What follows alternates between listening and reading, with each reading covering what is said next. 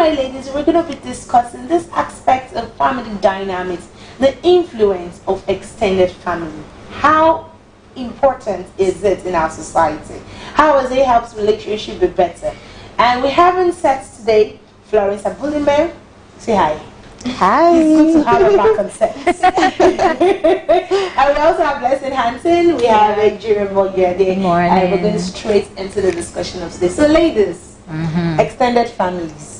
Okay. We're bringing it on today. So, let's talk about it. How is extended families, have a say in our society generally? Okay, the well, function of extended family. I think for families, it depends on the angle you're looking at it from. Now, if you're looking at it from the marital aspect, in terms of extended families being so involved, I believe that it should be as a result of what the couples want and how much they want it to be. They want them involved in their marriage. So extended family is not just to just come and have their say and they determine what goes on and what goes on in the family. It's not supposed to be like that. So we determine how much involvement we want our extended families to be in our lives. Okay, so when it comes to marriage and all that. Do you have anything to say? Family dynamics, extended family. Okay, family dynamics. Okay, it's kind of like the relationship and interactions with family members. Okay, so I feel it helps to unite, that tie brings ties across extended family, across generations, like bringing people together. Yeah, so I think that's one of the function, and then it also helps to make development. Okay, developing the child, like most parents, because they feel their grandparents, they have more experience and they've seen generations, so they want them to like educate them more and then give them this cultural values. So probably they want the children at that early stage to stay with their grandparents and learn those cultural values. Okay, wow, that's really intense. Parents, let's hear from you. Okay, extended family, they are part of our lives. Okay. They you have to have a good relationship with them. You get they instill values in the lives of our children. They can provide stability and continuity in the lives of our children also. Like for instance, we can see a family going on vacation, like going to meet grandparents every Sunday is a tradition, like for them. Yes. They go every Sunday to have dinner with the grandma. You get so the continuity there is that the children can as well go even without the parents. So because that creates bond, family bond here, and also extended family members can help financially in the lives of the children, like you get so. Okay, you can also join this conversation on Facebook or live on Facebook, the TSL Nigeria TV. Drop your comments, your questions, and follow this conversation, and we're going to have a very good time. All right, we have Awosis Laughter Abiodun Rufus. He says, hello, TSL team. Hello, good morning. Okay, and we have lots of people watching too. So, ladies, let's talk about this matter of extended family. Do you think that extended families have a way of influencing the decisions that the nuclear family makes? Maybe if you're a wife or you're a mother or you're a sister, your uncle has a role to play, and in that stance, you necessarily don't have a say. How do extended families influence decision making? Let's go. I personally, I'm not married, but I personally think that a new family is starting. Now, when I get married to my husband, we are starting a new system.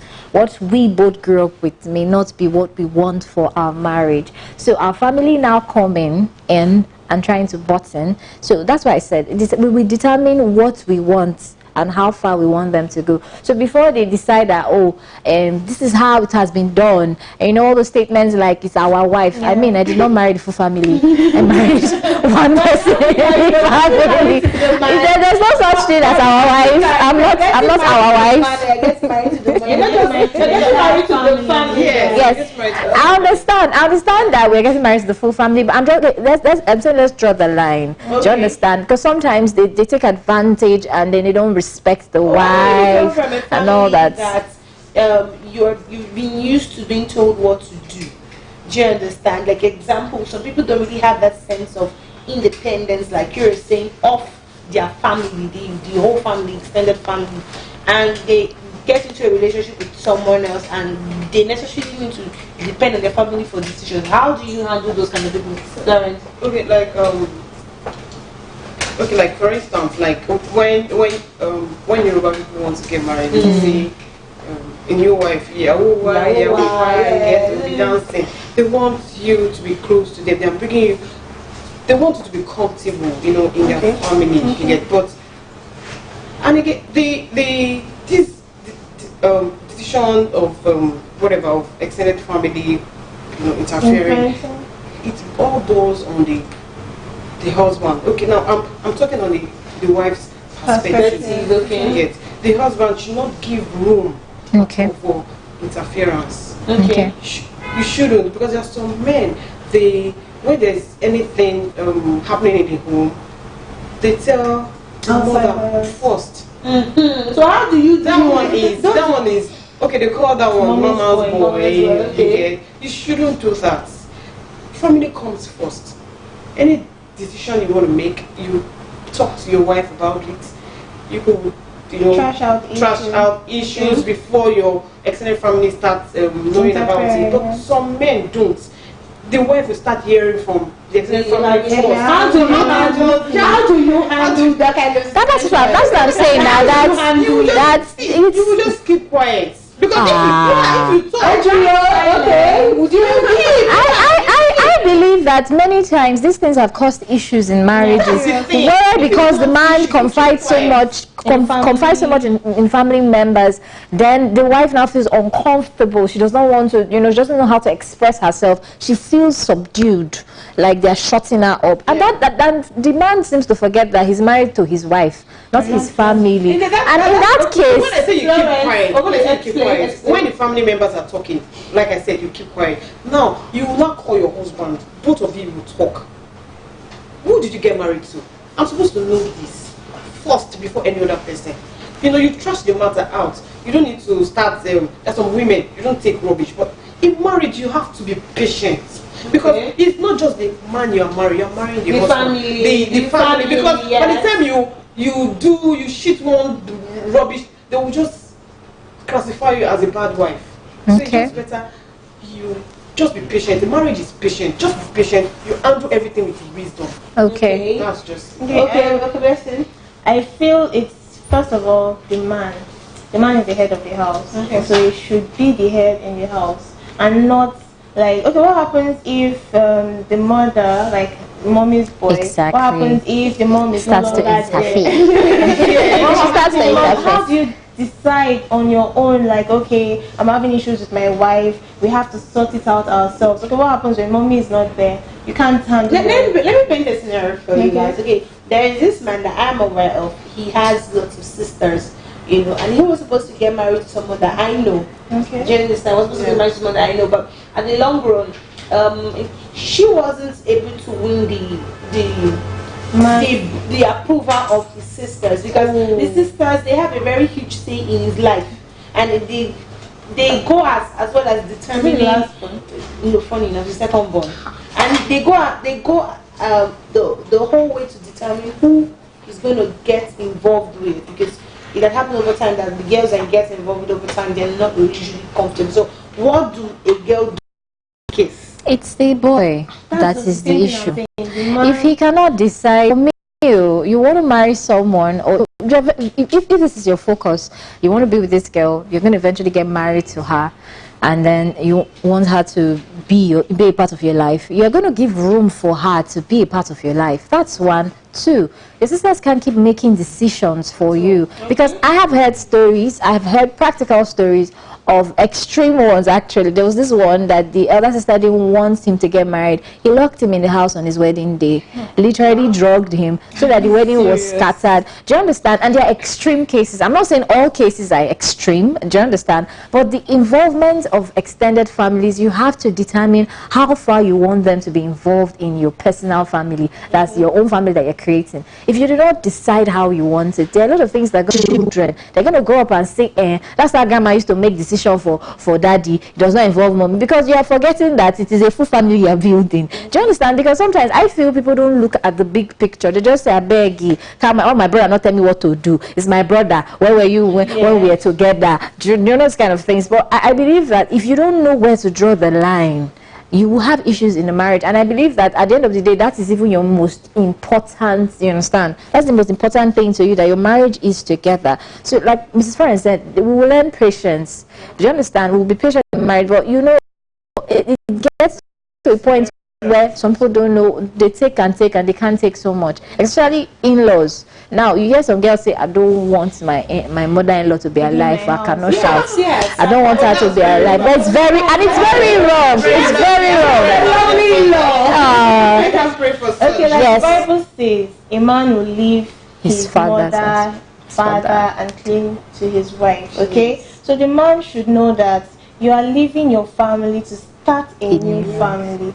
You don't expect to like start getting decisions, influencing your decisions through your family. And my own question is, what if he's too attached? That's the thing. How do you solve that problem? You just let him be. If you cannot. To be sincere, I'm talking now with my own. Okay. My husband, at first, when we got married, I saw the attachment. It was too much. Okay. How did you handle it? I handled it. How? Please tell us how. I handled it. Yes, we want to know. I handled it. I did not pray for, when not they will go to his mom. Even when I was even pregnant at first, I told him, I said, oh, baby, I've missed my period. You get okay. Let's before I could just raise my head, the mom already knows. That's fine. It's a good thing. It's a good thing. Yeah. Every mother wants to see their grandchildren. Yeah. So then I was like, I never even look back. The mother called me. But I just said, well, it's good to be close to the mother, but there's a point. Yeah, there's a point. Did you ever at some point feel the truth is, I called him and I just told him that there are some things. Yeah, you like to keep to yourself. That should be communicated. Yeah, and he listened. It's not That's about another thing. He listened. So That's it. So what do we now do when we have marriage relationships, or better still, influences from extended family that literally is toxic? Okay. How do you handle toxic? Yes, those kind of toxic, and then because it's my brother, I cannot just, you understand, and you as an external person is saying that this relationship is toxic to the person involved. Take marriage for example. We have cases. Growing up as a child, I saw the way my father had the involvement of, because these are the experiences we have and we see. So you see that they brought everybody together, and then at some point my extended family started saying that my father protected us actually. We're not so involved with the externals like that. Do you understand? But we now got to a point, I started having issues. They now said my mom was a bad person. Really? Yeah, that that she did not used to she does not bring the family together. Why? Because we kept our lives private. There's certain things we didn't want to. Yes, they didn't know some. There's some intrigue cases, exactly, some very little details about it. They didn't know what was going on, and they wanted to be involved. Now my dad just puts a very clear, boundary for them. Now there are cases where they now take it to the extreme, and then as usual, this extended family thing now, they will now cut you, they will now look as if they cut everybody off. Everybody's doing their own. I'm asking now, how do we deal with those kind of things? Okay, Blessing, Lawrence, how do we deal with toxicity? I think personally that you're in the family, you understand how your family works. you understand that there is something that goes that if you're working with 50 people, you learn 50 ways on how to handle them. Yes. So there's always a way to handle toxic people.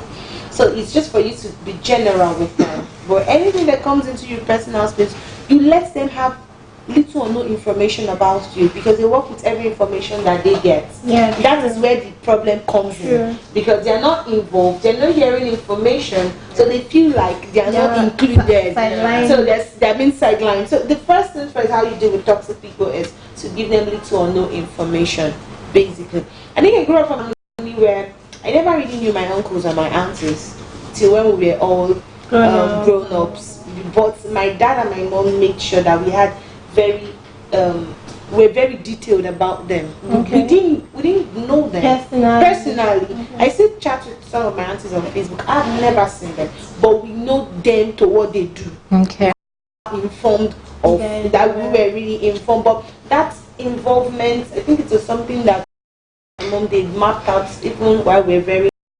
I never saw somebody come in. Yes, it's just you're the one. Everybody's like I said, template is different. You have to deal with them with wisdom. Like the awesome mother. That's it. Okay, so what are the advantages of extended family? Because trust me, we're not here to just bastardize them. Yes, Yeah, they are good what sides. are the advantages? What the things you look out for and you say, oh, I'm grateful that I have aunties, I'm grateful that I have uncles, you know, the ones that can give you hair, like best give you nice shoes. You know, Yeah, so like mine now.